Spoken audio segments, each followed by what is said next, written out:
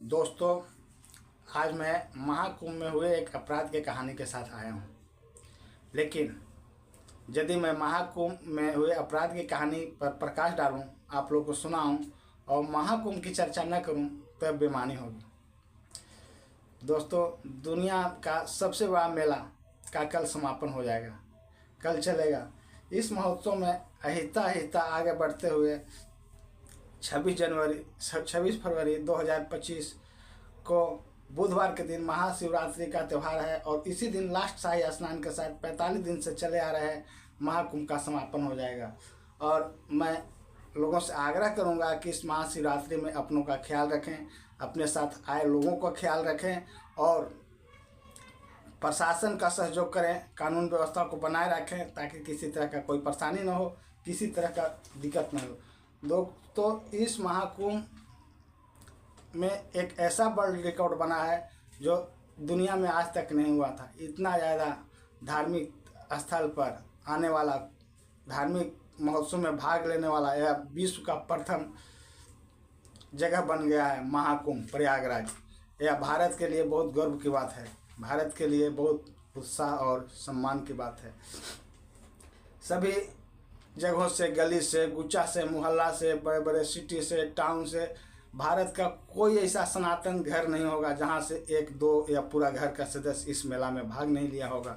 ये हमारे लिए गर्व की बात है, हमारे लिए उत्साह की बात है। हमें आज भी ये सब सुनकर खुशी होता है। यह जो महाशिवरात्रि का पर्व है और कितने हिंदुओं के लिए आस्था और समा भाव का पर्व है। दोस्तों, यह जो अपना महाकुंभ मेला है वो हमें कभी कभी खुशियों के सैलाब में भिगोया है तो गम के अंतिम सागर में डुबोया भी है। हम उस दिन को कैसे भूल सकते हैं जिसकी सिसकियाँ आज भी उन घरों में गूंज रही है, जिनकी माँ, जिनका भाई, जिसका बहन, जिसका पिता सदा के लिए उस कुंभ महामेला में खो गया। उनके दर्द को हम कैसे महसूस नहीं कर सकते हैं। यह हमें उद्वेलित करता है, हम लोग को परेशान करता है। लेकिन उन खुशियों को भी हम कैसे भुला सकते हैं जो इस महापर्व ने हमें दिया है। उन साधुओं के त्याग, तपस्या, उनके लगन, उनके भगवान के प्रति आस्था, पूजा पाठ के प्रति समर्पण को कैसे भूल सकते हैं। जो लोग अपने घर बार को त्याग कर सनातन धर्म को अपनाया, साधु मार्ग को अपनाया और अपना पूरा जीवन सत्य के राह पर चलते हुए सनातन धर्म को सौंप दिया, पूजा पाठ में लीन कर लिया। आज हमें वो प्रेरणा भी देते हैं सही रास्ते पर चलने के लिए, सही रास्ते के लिए संघर्ष करने के लिए। तो कुछ ऐसे भी लोग थे जो मतलब जिनकी किस्मत बदल गई, जैसे मोनालिसा, दातुन बुआए, और कुछ प्रेरणा वाले लोग भी थे जैसे विश्व सुंदरी साध्वी, IITN बाबा। यह सब हमें प्रेरणा भी दिए और महाकुंभ ने उन्हें भी बहुत कुछ दिया। कितने लोग को कोई नहीं जानता था, वो आज सोशल मीडिया के जरिए पूरा भारत जान रहा है, बच्चा बच्चा जान रहा है। दोस्तों, इस महापर्व में कुछ पुण्य कमाने के लिए आए थे तो कुछ पाप भी करने आए थे। आज मैं उसी पाप की कहानी के साथ आप लोग के साथ हाजिर हूँ।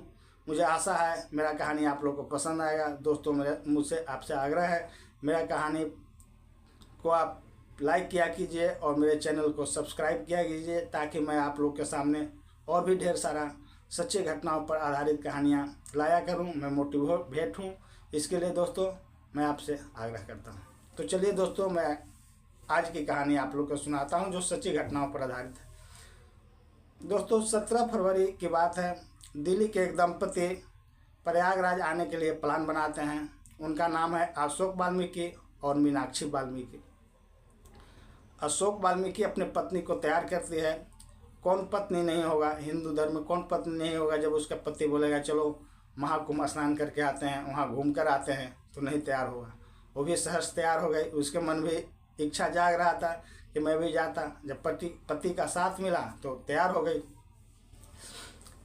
उसके बाद उन लोग वहाँ से ट्रेन पकड़ते हैं, प्रयागराज आ जाते हैं। प्रयागराज आने के बाद फिर वहाँ पर स्नान करते हैं। लेकिन वह बेचारी पत्नी क्या जान रही थी कि पति के दिल में कैसा पाप पनप रहा है, वो हमसे कितना नफरत करता है, हमारे बारे में कैसा बुरा सोच रहा है।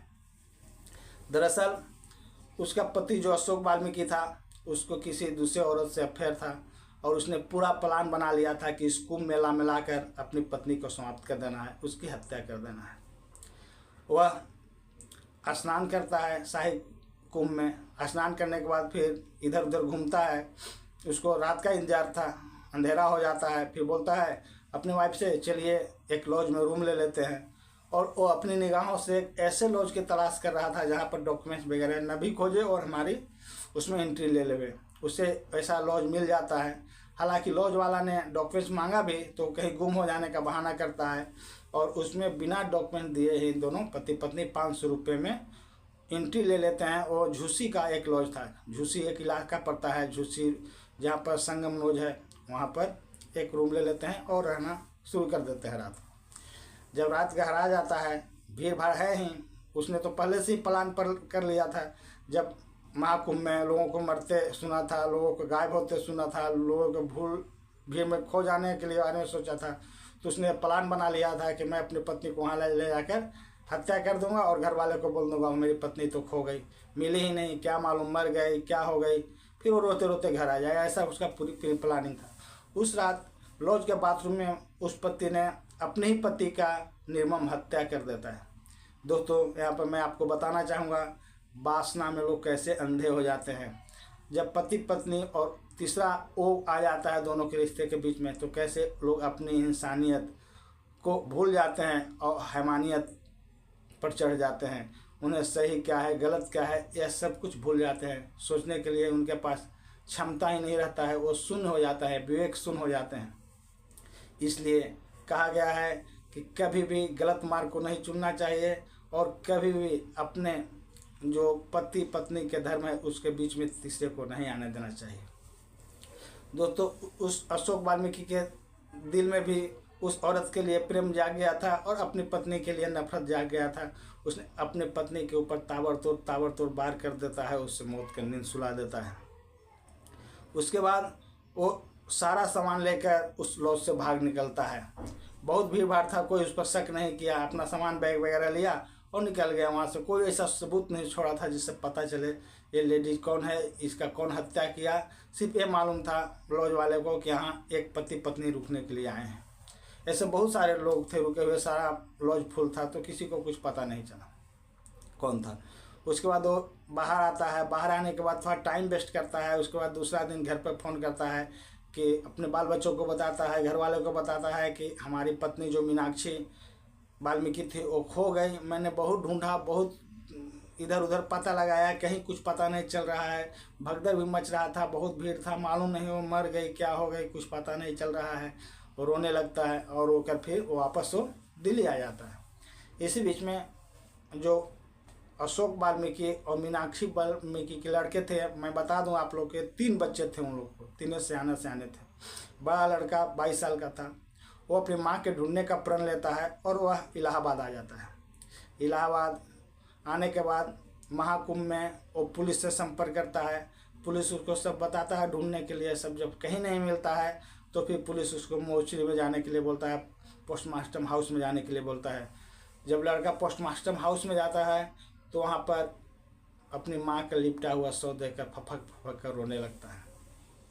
उसे विश्वास ही नहीं हो रहा था कि मेरी माँ अब इस दुनिया में नहीं है। वो अपने आप को समझा ही नहीं रहा था। फिर जब पुलिस को बताता है कि हाँ देखिए यही मेरी माँ का शव है, फिर पुलिस उसका लिस्ट निकालता है, उसका शिनाख्त का सारा ब्यौरा लेता है, कहाँ पर लाश मिला था, क्या था, इसमें प्रूफ क्या था। तो पुलिस को सिर्फ ये पता चलता है कि लवारिस लाश था और यहाँ पर 2 लोग रुकने के लिए आए थे इस लॉज में। और यहाँ पर फिर उस लॉज मालिक को भी बुलाया जाता है और उस मीनाक्षी वाल्मीकि का जो लड़का था उसके सामने लॉज मालिक यह कबूल करता है कि इतना तारीख की रात 18 तारीख की रात 2 कपल्स इसमें आए थे, पति पत्नी। नाम उन्होंने नहीं बताया था, उनके पास तो दूसरा नाम कुछ बताए थे, आईडी नहीं था जिससे हम लोग शिनाख्त कर सकें, कुछ इनके पास प्रूफ नहीं था। और वो आदमी रात में ही हत्या करके गायब हो गया, या मतलब वो नहीं था, सिर्फ इसी लेडीज़ का हत्या किया हुआ शव था। अब यहाँ पर पुलिस उस लड़का से बात करती है, लड़का से करता है और ये पता करने की कोशिश करता है कि उसका बाप कैसा था, क्या उसके किसी लोग से गलत संबंध था, कैसा आदमी था, अपनी पत्नी के साथ यानी तुम्हारी माँ के साथ कैसा व्यवहार करता था। सारी जानकारी लेने के बाद पुलिस लड़के को विश्वास में लेकर उसको बाप को फ़ोन करता है और बुलाता है कि आओ वो बताओ किधर कैसे क्या हुआ था, मैं ढूंढूंगा। ऐसा करके बहाना करके पुलिस उसके बाप को बुलाता है और उसको अरेस्ट कर लेता है। अरेस्ट करने के बाद उसके साथ सख्ती से जब पेश आता है पुलिस, अपना विवेक से, अपना जो उन लोग का ट्रिक है उससे वो पेश आता है तो टूट जाता है। और टूटने के बाद वो सारा सच्चाई बता देता है, जिससे एक बार इंसानियत शर्मसार हो जाता है। ये सोचने के लिए विवश हो जाता है कि दुनिया में कैसे कैसे लोग हैं, हत्या करने के लिए भी धर्म का सहारा लेते हैं। हमें अफसोस होता है ऐसे लोगों पर कि हमारे देश में कैसे कैसे कृत्य करने वाले लोग हैं जो धर्म को भी अपवित्र करने पर लगे हुए रहते हैं और वो ऐसे ऐसे कृत्यों के लिए धार्मिक जगह को चुनते हैं ताकि लोगों को विश्वास नहीं रहे और मैं आसानी से गलत करके निकल जाऊं। लेकिन दोस्तों, पाप का करने का दंड पाप मिलता है, कभी पुण्य नहीं हो सकता है। और उसने एक महापाप किया था, इस महाकुंभ में महापाप किया था, उसका सजा उसे मिल गया और सलाखों के बीच पहुंच गया। लेकिन यह कहानी जाते जाते हमें कुछ सीख भी देती है और यह बताती है कि आजकल बहुत सारे हत्या, हमला, ब्लैकमेलिंग लव ट्रायंगल में होते हैं। लव ट्रायंगल मतलब 2, 3, 4 लोग एक दूसरे से प्यार करने लगते हैं, जबकि पति पत्नी का रिश्ता बहुत ही नाजुक होता है। बॉयफ्रेंड और गर्लफ्रेंड का रिश्ता बहुत नाजुक होता है। इसमें तीसरी का एंट्री अपने आप को ख़त्म करने जैसा है, अपने मान सम्मान, अपने प्रतिष्ठा और सब दिन की जमा जो इज्जत प्रतिष्ठा है उसको समाप्त करने का चीज़ होता है। कहा जाता है एक बार जब इज्जत चला जाता है तो दूसरा बार नहीं मिलता है, चाहे वो कुल खानदान का इज्जत हो या खुद अपने का इज्जत हो। तो उसका ख्याल रखना चाहिए और कोई भी कदम ऐसा नहीं उठाना चाहिए जिसमें अपने ही लोग परेशान हो जाएं, अपने ही भविष्य को बर्बाद कर दें, अपने ही घर परिवार को उजाड़ दें। दोस्तों, यह कहानी आप लोग को कैसा लगा? मैं आशा करता हूँ यह कहानी आप लोग को ज़रूर पसंद आया होगा और जब पसंद आया होगा तो मेरे चैनल को सब्सक्राइब किया कीजिए और मेरे वीडियो को ढेर सारा प्यार दिया कीजिए। इसी के साथ दोस्तों, मैं आप लोग से गुजारिश करूँगा कि यह कहानी सुनाने का उद्देश्य मुझे किसी को परेशान करना नहीं है, किसी को अपमानित करना नहीं है। मैं आप सबको लोगों को जागरूक करना चाहता हूँ, सचेत करना चाहता हूँ और यह आशा रखता हूँ कि आप लोग जहाँ भी रहेंगे खुश रहेंगे, खुशहाल रहेंगे और अपनों का ध्यान रखेंगे, आप अपने ध्यान रखेंगे। और इसी के साथ दोस्तों, जय हिंद, जय